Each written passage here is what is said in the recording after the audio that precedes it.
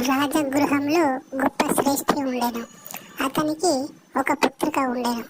ఆమెకు అక్కడ ఉన్న ఒక సేవకునితో సంబంధం ఏర్పడెను.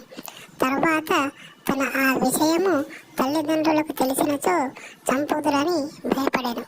సేవకునితో కలిసి విదేశములకు పోవదునని నిశ్చయించుకుని విలువ గల వస్తువులతో వెళ్ళిపోయాను.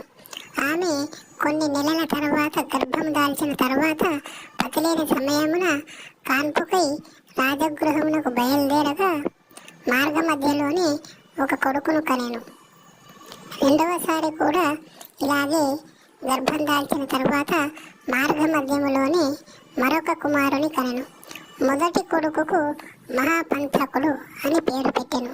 రెండవ కొడుకుకు క్షుద్ర పంథకుడు అని పేరు పెట్టిరి.